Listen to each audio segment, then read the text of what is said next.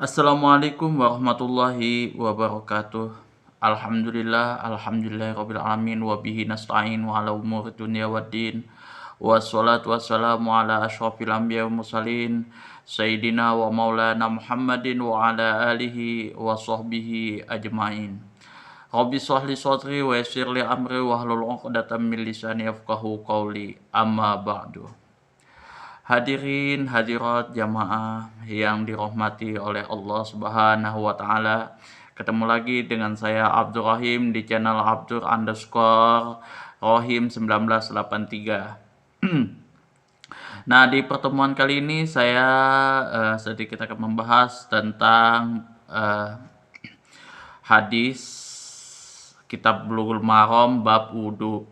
Nah, kepada minggu-minggu sebelumnya saya belum mengeluarkan konten lanjutan tentang kitab kajian Bulughul Maram dikarenakan ada beberapa kesibukan baik itu di dunia YouTube sendiri dan juga kerjaan pokok saya. Jadi saya menyempatkan untuk semaksimal mungkin membuat konten lagi dalam bentuk on demand, upload sebagaimana biasa. Jadi saya tidak bisa menampilkan screen seperti live sebelumnya. Jadi harap teman-teman bisa memaklumi karena jujur aja sekarang karena sinyal internet pun juga lagi banyak gangguan, lagi banyak kendala. Kemudian juga situasi lagi belum menentu, jadi semaksimal mungkin, sekreatif mungkin saya bisa men-sharekan ke teman-teman tentang kajian kitab hadis Bulughul Maram.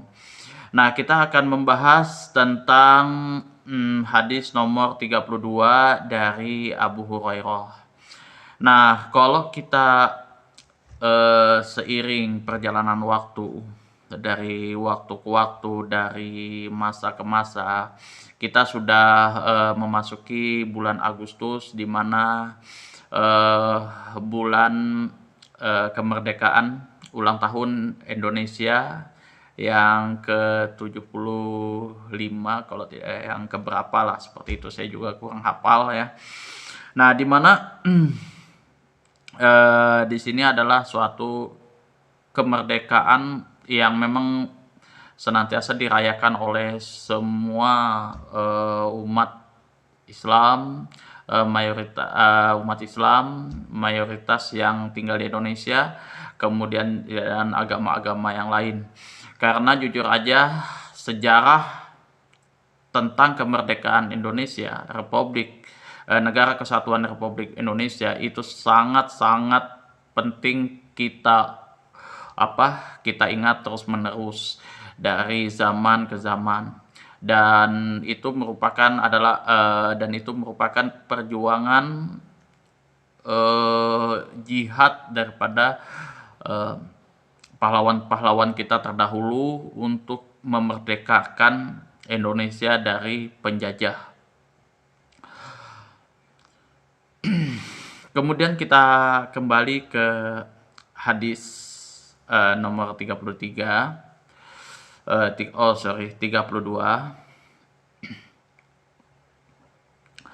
An Abi Hurairah radhiyallahu an Rasulillah sallallahu alaihi wasallam qala laula an asyqa ala ummati la amartuhum bisiwaki ma'a kulli wudu'in. Akhrajahu Malik wa Ahmad wa Nasa'i wa sahahahu Ibnu Huzaimah. An Abi Hurairah, dari Abu Hurairah radhiyallahu an, semoga Allah meridhoinya, an Rasulillah sallallahu alaihi wasallam, dari Rasulullah sallallahu alaihi wasallam, qala, telah bersabda, laula, seandainya tidak, an asyuqa, tidak memberatkan, ala ummati, atas umatku, la amartuhum, maka saya akan memerintahkan mereka, bisiwaki ma'akulli wudu'in, untuk bersiwak setiap kali hendak wudu. Akhrajahu Malik wa Ahmad wa Nasa'i wa sahahu Ibnu Huzaimah. Nah, Kalau kita lihat artinya tadi adalah lengkapnya, kalaulah tidak memberatkan kepada umatku, maka saya akan menyuruh mereka, maka saya kata Rasulullah akan menyuruh mereka untuk bersiwak sebelum mengerjakan wudhu. Nah, fungsi dari makna hadis ini adalah Rasulullah SAW tidak senang membebankan tugas yang berat kepada umatnya karena khawatir tidak mampu mengerjakan apa yang diperintahkan mereka. Jadi kalau misalkan seandainya ada suatu kewajiban yang mana itu hukumnya wajib, ya, kalau misalkan itu ditinggalkan menjadikan dosa dan umatnya tidak mampu mengerjakannya, maka akan banyak umat-umat Rasulullah yang menjalani dosa-dosa istilahnya dosa-dosa besar lah, katakan gitu. Kalau misalkan ataupun dosa-dosa kecil, ya maka akan banyak umat-umat Rasulullah yang melakukan dosa-dosa kecil seperti itu. Karena apa? Ini adalah kewajiban yang memang sudah ditetapkan oleh Rasulullah sebagai sesuatu hal yang wajib. Kalau misalkan Rasulullah tidak merasa khawatir untuk membebankan tugas yang berat kepada umatnya, maka Rasulullah kemudian di sini menghukumi bahwa ini adalah sunnah yang nantinya kita akan bahas selanjutnya. Baginda Rasulullah SAW amat menyayangi umatnya dan oleh karenanya mereka tidak diperintahkan bersiwak pada setiap kali hendak berwudu, sekalipun bersiwak itu mengandung banyak manfaat seperti menghilangkan bau mulut, menghilangkan mulut, membuat bau mulut menjadi wangi, gusi menjadi kuat, dan bermunajat kepada Allah Subhanahu wa taala jadi lebih sempurna dan lebih pede bagi tujuan memuliakan ibadah dan menghormati malaikat yang ada di hadapannya. Jadi kalau misalkan kita menemui seseorang yang kita cintai, menemui calon pacar pacar, gebetan dan lain sebagainya, kita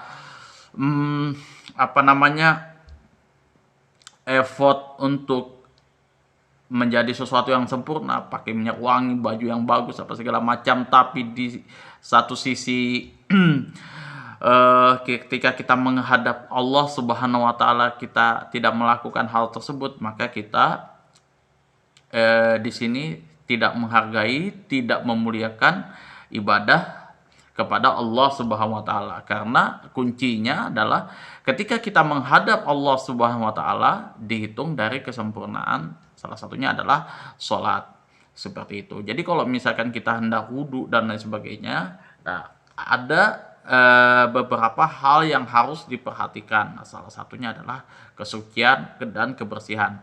Jadi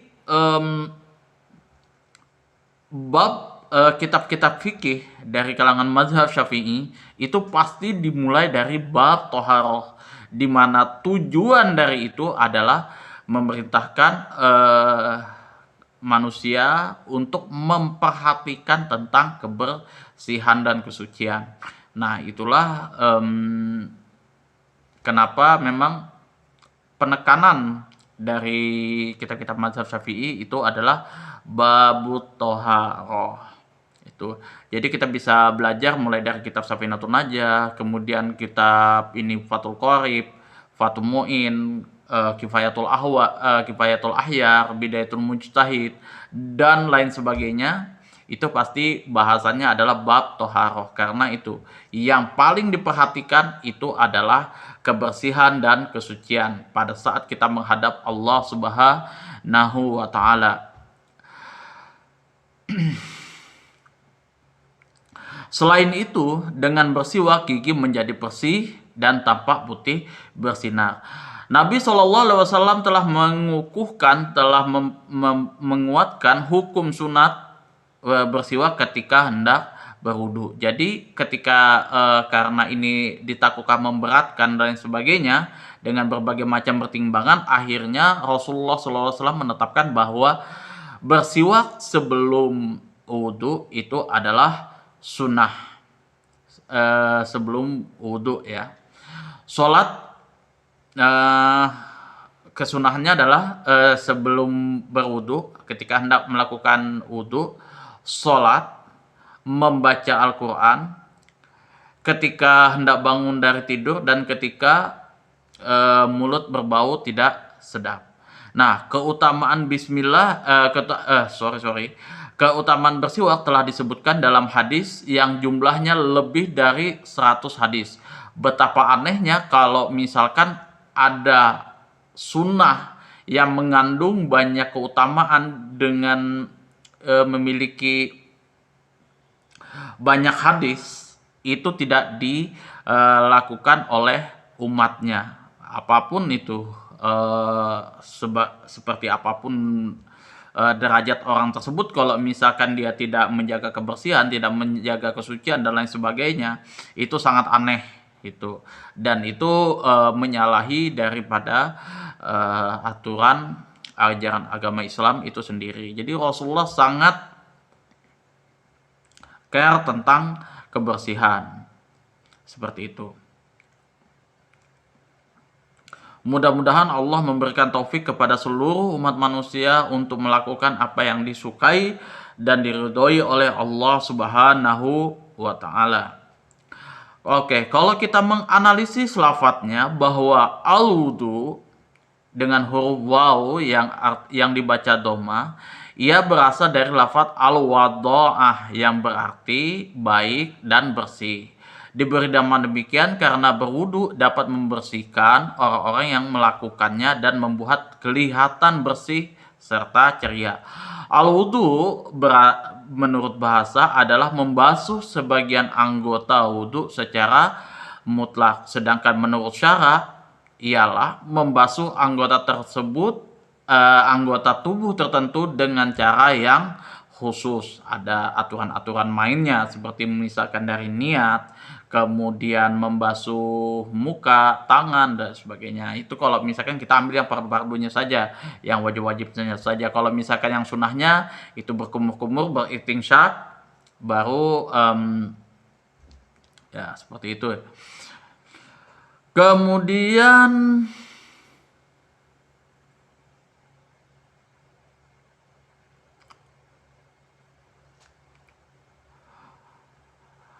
asyukoh berasal dari musyakoh yang berarti berat. Dikatakan demikian karena Rasulullah SAW melihat bahwa amalan bersiwak secara rutin boleh memberatkan umatnya. Jadi asyukoh di sini lebih memberatkan.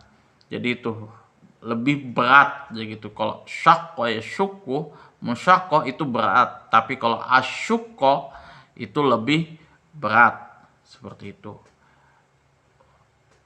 La amartuhum, nah kata amaro ya'muru ditambah dengan lam, la amartuhum, niscaya aku memerintahkan mereka dengan perintah yang wajib, bukan berarti perintah yang sunat. Artinya memang betul-betul penekanannya betul-betul betul-betul dahsyat lah, katakan seperti itu, betul-betul ini seperti ini. Him kesana itu. Jadi memang betul dia harus, pokoknya suka tidak suka dia harus ke sana. Seperti itu. Itu kalau misalkan bos saya ngasih tahu seperti itu. Nah, sama halnya dengan itu. La amartuhum, kata la amartuhum diawali dengan lam. Di sini artinya itu perintah yang wajib. Suka tidak suka, mau tidak mau, itu harus dikerjakan dan bukan perintah sunat. Asiwak menurut arti suatu pekerjaan. Menurut istilah ialah menggunakan kayu siwak untuk membersihkan gigi supaya tidak berbau dan nampak kelihatan putih bersih. Ia sebaiknya dilakukan menggunakan kayu arak yang sederhana, yaitu ketika terlalu kering, jika tidak terlalu kering, karena bisa mengakibatkan gusi terluka dan tidak pula terlampau basah, karena kayu arak yang basah tidak dapat digunakan untuk menghilangkan apa yang hendak dibersihkan. Ta'likon di sini dikatakan bahwa hadis ini hadis mu'allaq yang keterangannya telah disebutkan sebelum ini pada bagian pendahuluan bab muqaddimah. Perkataan ini diambil daripada asal makna menggantung. Allaqo yu'alliku ta'liqon. Artinya menggantungkan. Jadi kalau kasaro yukassiru, memperbanyak. Jadi dia betul-betul banyak. Kalau qatta'a yuqatti'u itu mencincang. Kalau bahasa Indonesianya, kalau kita ambil simpelnya itu mencincang. Qatta'a yuqatti'u itu memotong-motong. Jadi seperti ini dia. Kalau kita qatta'a yaqtu'u itu memotong. Kalau qatta'a yuqatti'u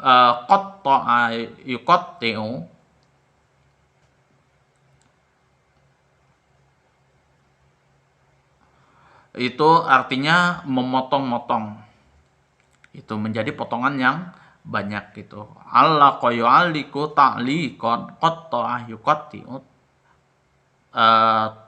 taqti'an. Itu artinya memotong-motong. Oke, kita lihat dari fikih hadisnya.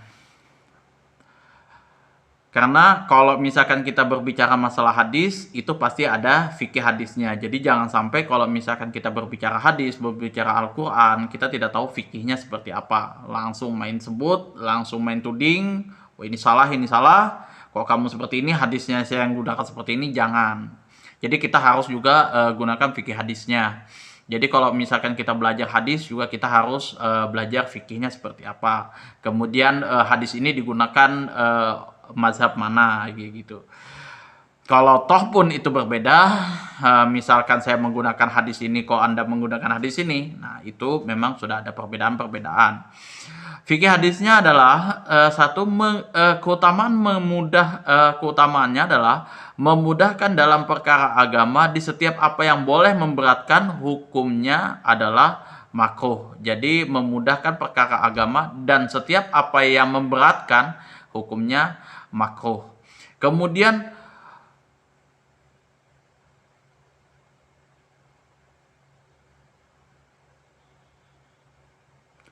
yang kedua, ungkapan perintah apabila tidak disertai dengan korinah yang mengikat, menunjukkan makna wajib. Disunahkan bersiwak sebelum wudhu, dan ini merupakan sunnah Rasulullah SAW. Atas dasar inilah hadis siwak disebutkan dalam bab wudhu. Nah, Rasulullah SAW sangat belas kasihan kepada umatnya. Nah, itu hadis nomor 32 bab siwak, bab wudhu. Nah, dimasukkan di dalam kayak konten yang dibahas di sini, yang penekanan di dalam kitab ini, hadis ini adalah bab bersiwak, seperti itu. Jadi kalau misalkan kita mau berwudu, jangan lupa bersiwak, seperti itu. Jadi kalau bersiwak itu sendiri sunnahnya itu bukan pas pada saat mau mengerjakan sholat, tapi pas mengerjakan wudhu, seperti itu. Tapi sih sebenarnya bisa aja, misalkan kita sebelum wudhu kita bersiwak, kemudian sebelum sholat kita bersiwak, dan sebelum ini membaca Quran dan sebagainya kita bersiwak. Nah, adapun kayunya itu ada kayu siwak, biasanya banyak dijual-jual di toko vakum. Itu untuk kayu siwak. Ada juga yang mengatakan boleh menggunakan Pepsodent dan lain sebagainya. Itu juga tidak ada masalah, karena itu juga ada dalil-dalilnya. Karena juga para ulama khilaf tentang berbeda pendapat tentang hal ini. Jadi apakah misalkan boleh diganti dengan odol Pepsodent? Ada yang mengatakan itu boleh karena apa? Misalkan menghilangkan najis, seperti itu. Nah, bisa menggunakan hal-hal yang lain selama itu ini. Misalkan contoh kita toharoh kayak gitu, mandi, nah, bisa menggunakan sabun. Nah, kalau misalkan ulama yang mengatakan tidak boleh, harus menggunakan kayu siwak, itu dasarnya kiasnya adalah apa namanya itu, dasarnya adalah ini, kita bertayamum. Bertayamum dengan cara apapun harus menggunakan, dalam keadaan apapun kita harus menggunakan debu. Kayak gitu. Tidak bisa kita bertayamum dengan menggunakan hal selain daripada debu. Itu. Nah, itu dasarnya. Kalau misalkan sesuatu sudah diperintahkan, kalau misalnya bersiwak dengan kayu arak, disunahkan dengan kayu arak, misalkan seperti itu, Rasulullah melakukan hal seperti itu, maka dengan kayu arak, tidak bisa diganti dengan hal-hal yang lain. Seperti itu. Dan itu ada perbedaan-perbedaan sendiri gitu. Tergantung pada ini keadaan zamannya seperti itu. Nah, kalau yang mengatakan boleh diganti dengan lain karena hal-hal yang lain, karena memang keadaannya sudah berubah. Di zaman Rasulullah mungkin pakai menggunakan kayu arak, di zaman sekarang ya menggunakan odol epopsioden. Itu tidak ada masalah dan itu merupakan suatu kesunahan. Tapi ya kalau ulama yang lain mengatakan ya dulu-dulu, sekarang-sekarang hukum tetap harus sama seperti itu. Ya itu sih perbedaan-perbedaan yang dulunya pernah ya saya ikuti, saya pelajari, saya dalami sendiri bagaimana hadis-hadisnya, pendapat-pendapatnya, kemudian asal muasal dari perbedaan itu sendiri. Mungkin cukup sampai sekian apa yang dapat saya sampaikan. Kurang dan lebihnya saya mohon maaf apabila ada salah-salah kata yang menyinggung teman-teman. Kemudian ada yang masih ada ketidaksempurnaan daripada konten ini, saya mohon maaf yang sebesar-besarnya. Saya memohon dukungan kepada teman-teman untuk terus menonton, kemudian like, subscribe, dan share kalau misalkan konten ini sangat bermanfaat, dirasakan bisa berimpact kepada yang lain. Akhirul kalam, assalamualaikum warahmatullahi wabarakatuh.